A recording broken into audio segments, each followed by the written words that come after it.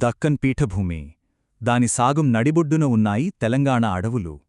ఇవి కేవలం చెట్లు కాదు, అంతకు మించి ఒక కీలకమైన పర్యావరణ వ్యవస్థానమాట. సో ఈరోజు మనం ఈ అడవుల కథలోకి వెళ్దాం. అక్కడి ప్రజలు, వాళ్లను ప్రభావితం చేసిన పాలసీలు, ఇంకా ఈ అడవుల్ని మళ్లీ బ్రతికించడానికి జరుగుతున్న ప్రయత్నాలు, వీటన్నింటి గురించి లోతుగా చూద్దాం. చూడండి ఈ చిత్రాన్ని. భారతదేశం నడిబొడ్డున ఒక కీలకమైన పర్యావరణ వ్యవస్థ ఒక కూడలిలో ఉంది. మనమిప్పుడు ఈ పచ్చని ప్రాంతమందాన్ని చూస్తూనే అది ఎదుర్కొంటున్న సవాళ్లు ఏంటి, దాని భవిష్యత్తు ఎలా ఉండబోతోంది అనే ప్రయాణం చేద్దాం. ఇది కేవలం చెట్ల కథ కాదండోయ్, మనుషులకి ప్రకృతికి మధ్య ఉన్న ఒక సున్నితమైన బ్యాలెన్స్ కథ. సరే, మొదటగా తెలంగాణ పచ్చని హృదయం గురించి మాట్లాడుకుందాం. కానీ మనం ముందుకు వెళ్లే ముందు ఒక చిన్న ప్రశ్న. అసలు అడవి అంటే ఏంటి? అంటే దాని నిర్వచనమేంటి? మనం అనుకున్నంత సింపుల్ కాదది. చూడండి, అడవి అంటే కేవలం చాలా చెట్లు ఉండటం కాదు. నిజమైన అడవి అని చెప్పాలంటే దానికి 4 ముఖ్యమైన ఫీచర్స్ ఉండాలి.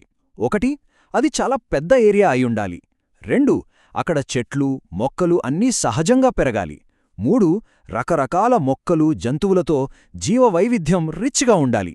ఇక 4వది, ఇది చాలా చాలా ముఖ్యంగా మన దేశంలో మనుషులు ఆ అడవితో కలిసి సామరస్యంగా జీవించడం. ఈ 4 కలిస్తేనే అప్పుడే దాన్ని మనం ఒక సంపూర్ణమైన అడవి అనగలం. ఓకే, అడవి అంటే ఏంటో చూశాం కదా. ఇప్పుడు మనం తెలంగాణ ఫ్లోరా అంటే అక్కడి వృక్ష సంపద గురించి తెలుసుకుందాం. ఒక రకంగా చెప్పాలంటే ఒక చిన్న వర్చువల్ టూర్ అన్నమాట. ఈ ప్రాంతంలో ఎలాంటి అడవులున్నాయో చూద్దాం పదండి. తెలంగాణ అడవుల్లో ముఖ్యంగా 2 రకాలు కనిపిస్తాయి. చూడండి, లెఫ్ట్ సైడ్లో ఉన్నవి ఆకు రాల్చే అడవులు. పేర్లోనే ఉంది కదా, వర్షాలు లేని పొడికాలంలో నీటిని ఆదా చేసుకోవడానికి ఇవి ఆకులు రాల్చేస్తాయి. ఆదిలాబాద్, వరంగల్ లాంటి జిల్లాల్లో ఇవి ఎక్కువగా ఉంటాయి. ఇక రైట్ సైడ్ చూడండి, ఇవి ముళ్ళ అడవులు. చాలా వేడిగా, వర్షం తక్కువగా ఉండే ప్రాంతాల్లో పెరుగుతాయి. నీటిని కాపాడుకోవడానికే వీటికి చిన్న చిన్న ఆకులు, ముళ్ళు ఉంటాయి. నల్గొండ, మహబూబ్నగర్ లాంటి ప్రాంతాల్లో ఇవి కనిపిస్తాయి. ఎంత అద్భుతంగా ఆయా వాతావరణానికి అలవాటు పడ్డాయో కదా.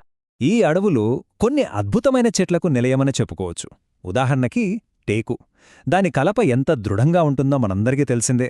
అలాగే మోదుగ పువ్వు, అబ్బా, దాని ఎరుపు, నారింజ పువ్వులు చూటానికి ఎంత అందంగా ఉంటాయో. ఇంకా బోస్వెల్లియా సెరాటా అంటే భారతీయ సాంబ్రాణి. దీని జిగురును మందుల్లో, పర్ఫ్యూమ్స్లో వాడతారు. ఆ తర్వాత తునికి చెట్టు. దీని కలప చాలా దట్టంగా, నల్లగా ఉంటుంది. చాలా విలువైనది కూడా. ఇవన్నీ మన అటవీ వారసత్వంలో భాగం. సరే, ఇప్పటిదాకా చెట్ల గురించి, వృక్షజాలం గురించి మాట్లాడుకున్నాం. ఇప్పుడు ఈ కథలో చాలా ముఖ్యమైన మనుషుల వైపు వెళ్దాం. అంటే అడవి ప్రజల గురించి. అడవులకీ అక్కడి ప్రజలకీ మధ్య ఉన్న చారిత్రక సంబంధమేంటో చూద్దాం. ఈ ఇమేజ్ చూడండి, ఇది చాలా బాగా వివరిస్తుంది. అడవి అనేది వనరుల కోసం, మనుగడ కోసం, హక్కుల కోసం జరిగే ఒక సంక్లిష్టమైన ఆట లాంటిది. శతాబ్దాలుగా ఈ అడవిని ఎవరు వాడుకోవాలి, దీనిపై ఎవరికి హక్కుంది అనేదానిపై ఒక పెద్ద సంఘర్షణే నడుస్తోంది. దానికి ఇదొక శక్తివంతమైన రూపకం. ఈ కోటొక చాలా ముఖ్యమైన నిజాన్ని చెప్తోంది. వేల సంవత్సరాలుగా గిరిజన ప్రజలు అడవులలో నివసించారు, వాటిని రక్షించారు.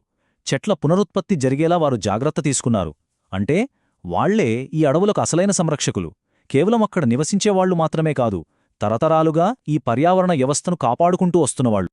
మరి గిరిజనులకి, అడవులకి మధ్య ఉన్న ఈ బంధాన్ని మార్చేసిన కొన్ని ముఖ్యమైన పాలసీలేంటో చూద్దాం. చూడండి, బ్రిటిష్ వాళ్లు రాకముందు ఈ అడవుల మీద పూర్తి హక్కులు గిరిజన సంఘాలకే ఉండేవి. వాళ్లే దాన్ని కాపాడుకునేవాళ్లు. కాని 1864లో బ్రిటిష్ ఫారెస్ట్ యాక్ట్ వచ్చింది. అప్పట్నుంచి ప్రభుత్వ కంట్రోల్ మొదలైంది. ఆ తర్వాత చాలా ఏళ్లకు 1988లో జాతీయ అటవీ విధానం వచ్చింది. ఇది అటవీ నిర్వహణలో గిరిజనులను కూడా భాగస్వామ్యం చెయ్యాలని గుర్తించింది. ఫైనల్గా 2006లో అటవీ హక్కుల చట్టం వచ్చింది. ఇది చారిత్రాత్మకం. ఎందుకంటే వాళ్ల సాంప్రదాయ హక్కులను చట్టబద్ధంగా తిరిగి ఇచ్చింది. ఇంత చరిత్ర చూశాం కదా, పాలసీలు మారాయి, హక్కుల కోసం పోరాటాలు జరిగాయి. మరిప్పుడు ప్రస్తుతం తెలంగాణ అడవుల పరిస్థితి ఎలా ఉంది? కొన్ని ఫ్యాక్ట్స్ అండ్ ఫిగర్స్ చూద్దాం. ఈ చార్ట్ చూడండి, తెలంగాణ అటవీ కవర్ పరిస్థితి ఏంటో ఇది క్లియర్గా చూపిస్తుంది. రాష్ట్రం మొత్తం ఏరియాలో అటవీ కవర్ ఉన్నది కేవలం 18.36% మాత్రమే. అందులోనూ చాలా దట్టమైన అడవి అంటే వెరీ డెన్స్ ఫారెస్ట్ ఉన్నది కేవలం 1.43%.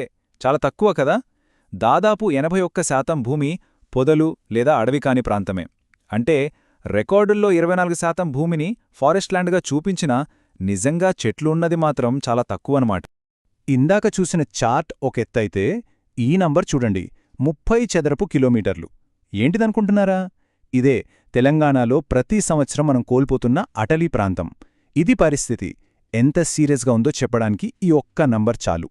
సరే, ప్రాబ్లమ్స్ గురించి మాట్లాడుకున్నాం. మరి సొల్యూషన్స్ ఏంటి? ఈ సవాళ్లను ఎదుర్కోవడానికి ఎలాంటి చర్యలు తీసుకుంటున్నారు? ఇప్పుడు వాటివైపు చూద్దాం. ఒక కొత్త భవిష్యత్తును నాటడం. వావ్! ఈ నెంబర్ చూడండి, 273 కోట్లు. ఇదేంటంటే జూన్ 2023 నాటికి తెలంగాణకు హరితహారం ప్రోగ్రాం కింద నాటిన మొక్కల సంఖ్య. ఇది మన దేశంలోనే అతిపెద్ద అటవీకరణ కార్యక్రమాల్లో ఒకటి. ఎంత పెద్ద ప్రయత్నమో కదా! కేవలం మొక్కలు నాటడమే కాదు, ఈ పరిష్కారంలో సామాజిక న్యాయం కూడా ఒక కీలకమైన భాగం. మనమిందాక మాట్లాడుకున్న 2006 అటవీ హక్కుల చట్టం అది బ్యాలెన్స్ను తిరిగి తీసుకురావడానికి ప్రయత్నిస్తోంది. ముఖ్యంగా 3 విషయాల్లో. 1, అడవి నుంచి వచ్చే ఉత్పత్తులను సేకరించుకునే హక్కు ఇవ్వడం ద్వారా వాళ్ళకి ఫుడ్ సెక్యూరిటీ ఇస్తుంది.